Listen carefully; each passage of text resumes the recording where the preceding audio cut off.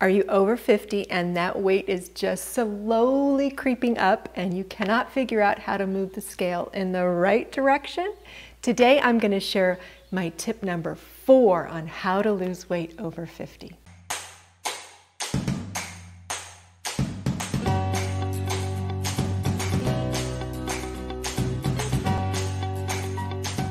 Hello, it's Amy from Be Healthy Enough, doing what I love to do, sharing my knowledge and experience to inspire you to find what being healthy enough means to you.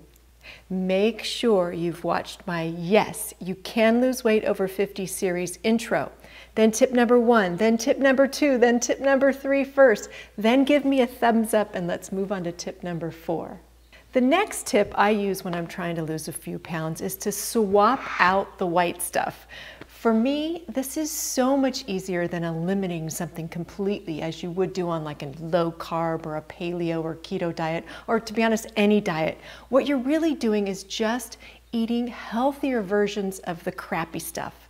Let me explain why this is my tip number 4. What is the white stuff, and then how easy it is to do.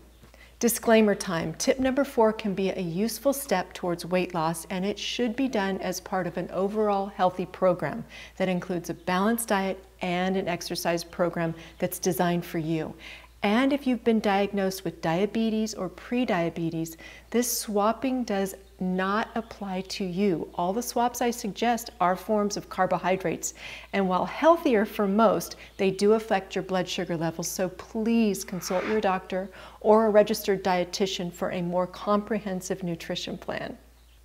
Now, on to swapping out the white stuff. First, what is the white stuff? It's really only 4 things. Sugar, and I don't think I need to explain that one to you, do I? White flour. You think of white flour as sugar in flour form.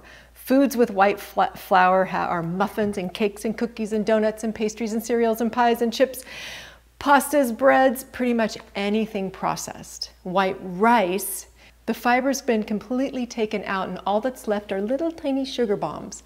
And then white potatoes. With the skins on, potatoes are a pretty good source of energy and vitamins and minerals. However, they can cause a blood sugar spike and are only recommended on a maintenance diet, not if you're trying to lose weight. Why cut all of these out? The main problem with sugar, white flour, white rice, and potatoes is that they trigger a cycle of food craving. After you eat them, they release a sudden spike of sugar into your bloodstream. Your body responds to that extra sugar by releasing insulin. And insulin is a hormone your pancreas makes that allows sugar to enter into your cells, which then lowers the amount of sugar in your bloodstream. Because your blood sugar levels goes up so quickly after eating these processed foods, your body may release more insulin than it really needs. And this extra insulin causes that blood sugar to go all the way down below normal. And when your body senses low blood sugar, it does everything in its power to get you to eat more. Cravings, hunger, and for me, I get the shakes or sweats.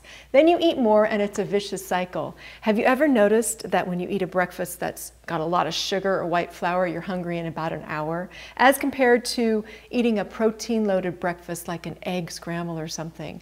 I notice a huge difference in my hunger and cravings. So to get beyond the cycle of food cravings and maybe lose a few pounds, why not try this tip number 4? I gave you what: no white sugar, no white flour, no white rice, no white potatoes, and the why, because they can cause blood sugar imbalances that cause you to eat more. Oh, and did you know what energy you don't use from those things gets stored directly as fat, and of course in all the wrong places? Now for the how. What do I eat, you ask? Oh, there's so many choices. Let's step through them all. First, sugar. If you have to have something sweet, and that's okay, choose a form of sweetness that takes a bit more time to digest and gives your body something as opposed to totally empty calories. In other words, a healthy enough option. Here are some examples. To make things sweeter, instead of using white sugar or processed brown sugar, powdered sugar, why not choose something like honey?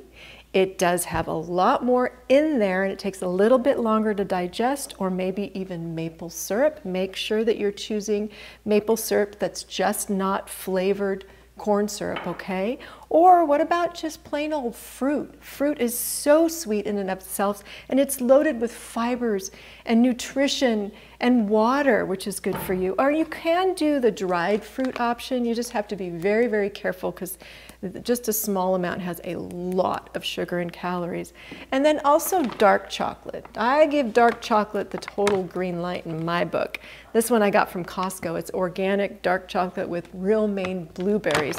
I try to find dark chocolate that's 70% high in cacao, or higher, sorry, 70% or higher in cacao. All of these take the body a bit more time to digest, and each has something a little bit that the body can use. But be careful, I said it earlier, that they're still sweet and you can easily eat way too much. With white flour and white rice, what you're looking for are whole grains. Whole grains have not had the bran and the germ removed through milling.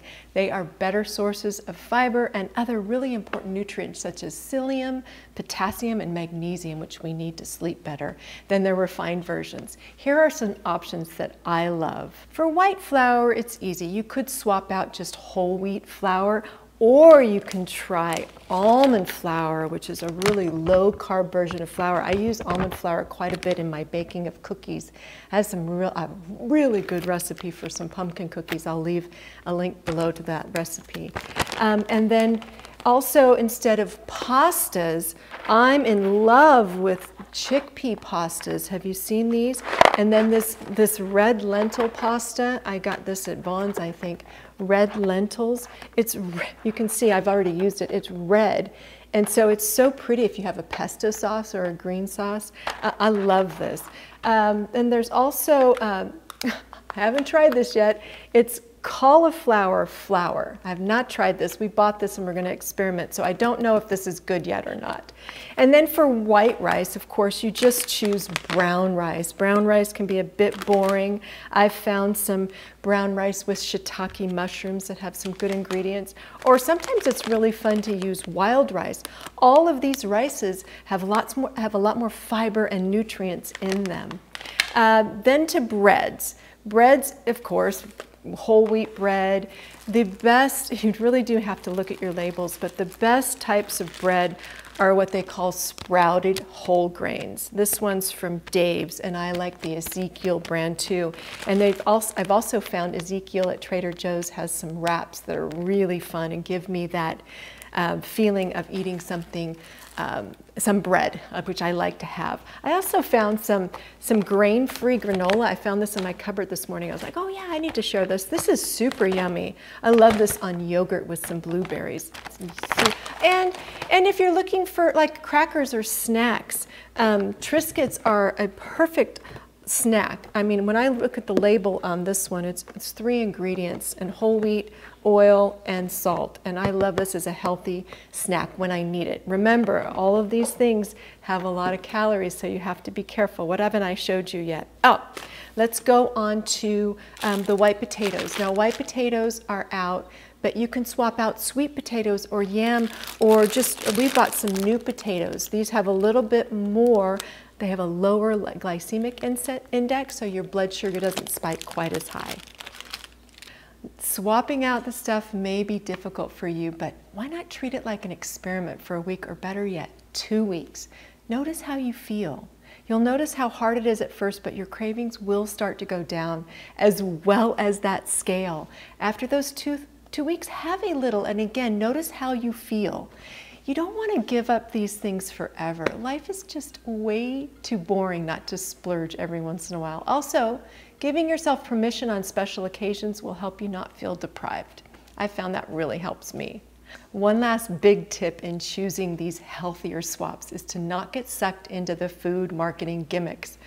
Oh my God, whole grain Fruit Loops, what the They want you to buy their products, so they're going to trick you any way they can. Healthy options may be loaded with sugar, and they're going to do everything in their power to hide it from you. That's why my next tip will be how to read your labels. Don't forget to subscribe so you can get notified when this tip is released.